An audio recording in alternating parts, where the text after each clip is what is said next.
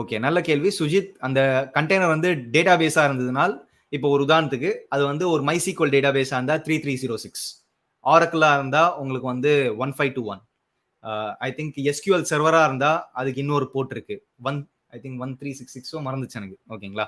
So அந்த respective போர்ட்ல உங்களால வந்து செக் பண்ணி பார்க்க முடியும். அதுவும் நீங்க வந்து ஒரு பேசிக் அத்தன்டிகேஷன் கொடுத்து கூட நீங்க செக் பண்ணி பார்க்கலாம். இப்போ MySQLக்கு யூசர் நேம் பாஸ்வேர்டு வச்சிருப்பீங்க. ஸோ அப்போ அந்த இனிட் கண்டெய்னர்ல MySQL யூட்டிலிட்டி லைக் MySQL கிளையண்ட்டை இன்ஸ்டால் பண்ணிட்டு அந்த MySQL கிளையண்ட் வழியா நீங்க வந்து யூசர் நேம் பாஸ்வேர்டை பாஸ் பண்ணி நீங்க கனெக்ட் கூட பண்ணி பார்க்கலாம். ஸோ அந்த இனிட் கண்டெய்னர்ல நீங்க அந்த மாதிரி கூட நீங்க ஸ்ட்ராட்டஜி பண்ணி பார்க்கலாம். இல்லைன்னா அதோட ரெஸ்பான்ஸ் கோடை வந்து அது நான்-ஜீரோ ரெஸ்பான்ஸ் கோடா கூட உங்களுக்கு ரிட்டர்ன் வரலாம்.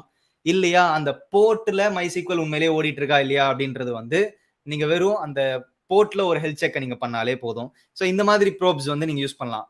நீங்க எக்ஸெக் கூட யூஸ் பண்ணலாம், கண்டிப்பா யூஸ் பண்ணலாம். இல்லைன்னா TCP சாக்கெட் யூஸ் பண்ணலாம். ஏன்னா இது எல்லாமே வந்து உங்களுக்கு TCP பேஸ்டு கனெக்ஷன் தான். இது அதுக்கு மேல இருக்கிறது எல்லாமே டிரான்ஸ்போர்ட் பேஸ்ட் கனெக்ஷன் தான். ஸோ TCP சாக்கெட்டுமே நீங்க ட்ரை பண்ணி பார்க்கலாம். ஓகேங்களா?